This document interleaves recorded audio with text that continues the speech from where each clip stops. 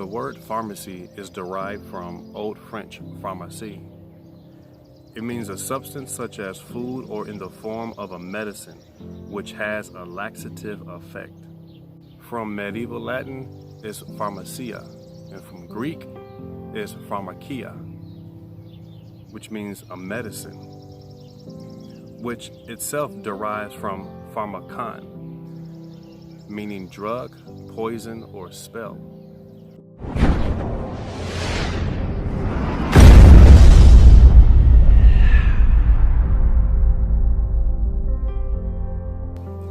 The earliest known compilation of medicinal substance was the Sushruta Samhita, an Indian Ayurvedic treatise attributed to Sushruta in the 6th century BC.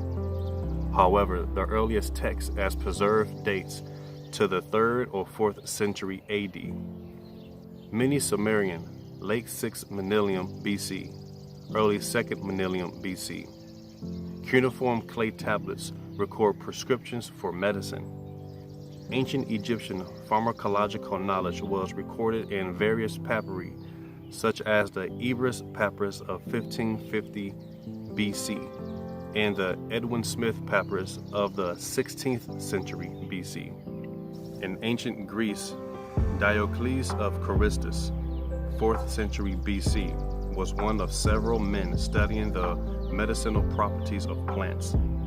He wrote several treatises on the topic.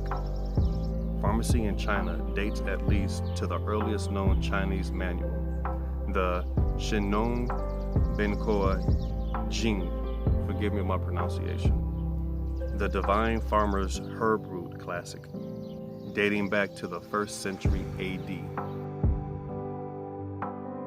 Pharmacy is the clinical health science that links medical science with chemistry, and it is charged with the discovery, production, disposal, safe and effective use, and control of medications and drugs. Although drugs can be beneficial to mankind, there is some serious side effects that can be harmful to our health.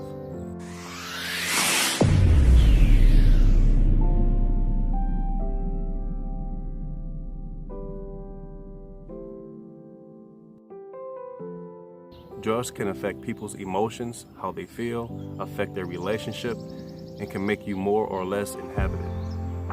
Drugs causes different experiences and reactions for different people. How a drug will affect a person can depend on many things like age, body type, or mental state. I'm going to be giving you a list of many drugs, illegal substance, and also the side effects of it. Cocaine. Individuals who have tried cocaine have described experience as a powerful high that gave them a feel of supremacy. GHB, known as a date rape drug. They are central nervous system depressants. These drugs emerged in the early 1990s as drug-assisted assaults. GHB has reportedly been used in such cases of dating because GHB is odorless and tasteless. It can be slipped into someone's drink without direction. Ecstasy is a synthetic, psychoactive, mind-altering drug with hallucinogenic and amphetamine. I used to work with this one guy a couple of years ago, and he told me a story when he took X, and I was wondering what effect did it cause on him. And he said that he's seen pink elephants raining. I was like, yo, that's creepy. But it's crazy to know that how something so small can have a big effect on a person's life. PCP is a white crystalline powder that dissolves in water or alcohol. It has a distinctive bitter chemical taste. Available in tablets, capsules, liquids, crystals, paste, and colored powders. Frequently passed off as LSD or other drugs. Snorted, smoked, or eaten. When smoked, PCP is often used with the leafy material such as mint, parsley, oregano, tobacco, or marijuana. PCP is a dissociative drug, meaning it distorts perceptions of sight and sound and produces feelings of detachment from the environment and self. Most first-time users experience a bad trip. Low dose effects include shallow breathing, flushing, or profuse sweating. High-dose effects are nausea, vomiting, blurred vision, flickering up and down of the eyes, drooling, loss of balance, and dizziness. Speech is often sparse and garbled. Accidental death can result from drug-induced confusion. Long-term effects include addiction, memory loss, difficulties with speech and thinking, depression, and weight loss. I was a victim of this sort of drug. It wasn't involuntary because I didn't know. If you would like to know more about my story, I will put the description link in the box below and you can see it for yourself. But I just gave a previous testimony on my experience, not just with that drug, but how my life was changed. If you could remember earlier, I gave you the etymology of the word pharmacy, or how it derives from French, medieval, Latin, Greek. Pharmacy just means drug, poison, or spell. Drugs. I gave you the drugs and the information. Poison, because they can cause harmful effects. And the spell. Pharmakeia. Greek for sorcerer, a practitioner who mix up distorted religious portions. Magician. Witchcraft in Greek is magia, where you get the word magic. Witches or witch is demonic craft. Craft is art. So witchcraft just means demonic arts. Witchcraft or demonic arts could be traced back to the word pharmakeia, which means pharmacy. Drug, poison, spell. Pharmacy is a drugstore. This isn't to throw stones at the pharmaceutical companies, neither to their professional employees like scientists, engineers, technicians, chemists, biologists, physicians, veterinarians. I'm sure these people choose this field of study to bless mankind, but it's the evil, the poisonous, the spells that is harmful to human beings. Tattooing has been practiced across the globe since at least Neolithic times, as evidenced by mummified preserved skin, ancient art, and the archaeological records. The oldest discovery of a tattooed human skin to date is found on the body of Osiris, the Iceman, dating between 3370 and 31 BC. Evidence for tattooing is also found among some of the ancient mummies found in China's Taklamakan Desert, 1200 BC. Although during the latter Han Dynasty, 202 BC and 220 AD, it seems that only criminals were tattooed. Japanese men began adorning their bodies with elaborate tattoos in the late 3rd century AD. According to a recent study, having a tattoo affects the way your body sweats. That ink on your skin can actually block sweat.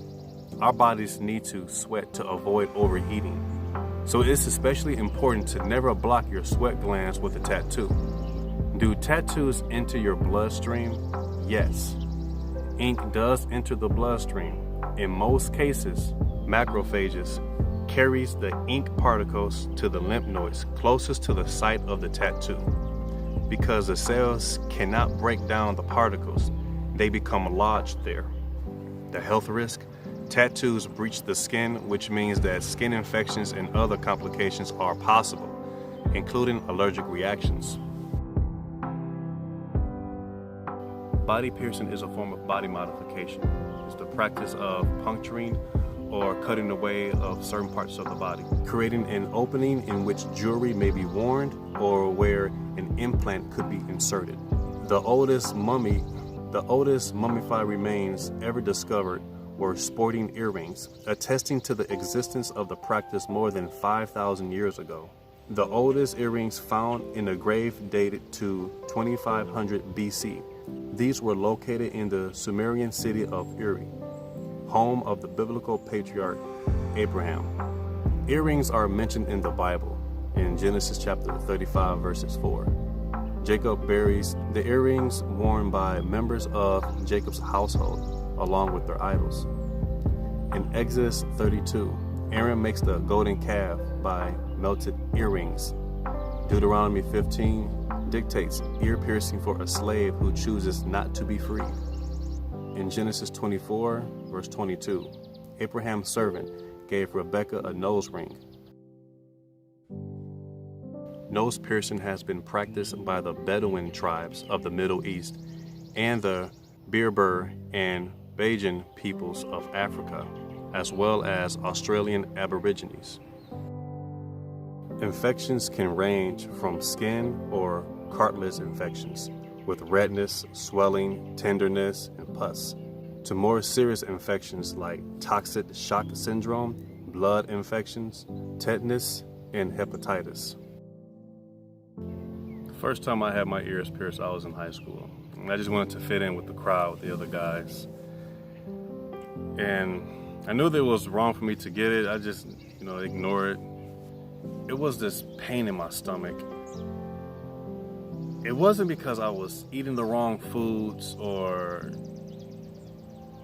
no serious infections, nothing like that. But every time I would take my piercing out, my stomach would be okay. Like, it was settled. No problems, no achy feeling, nothing like that. And then the next day I decided to put it back in, and then the pain will come right back. I'm wondering, what is going on here? Like, this is weird. So I would test this out like every other day, and I'm like, okay, this is nuts. So I decided to ask one of my coworkers. She was a Christian woman. And I said, why is this happening to me? And I still remember to this very day what she said. This was over 10 years ago. She said, God does not want you to mark your body. And it just became so clear to me. So I just got the piercing, I just threw it away. And I just got rid of the piercing. And didn't pierce nothing else in my body ever again. Artwork is very inspirational, especially when you can apply that on your own body. I have seen the most amazing tattoos on a person's leg, arms, chest, back. There was maybe like a beast or something. And I just marveled at it. But this is not to frown upon those who do have tattoos. Me personally, I don't have one. I actually wanted to get a tattoo on my shoulders and back, chest, and all that stuff. But ever since I had that experience with the piercing, I'm pretty sure that even marking my body with ink there's really no point, because I may have to pay that to get that off.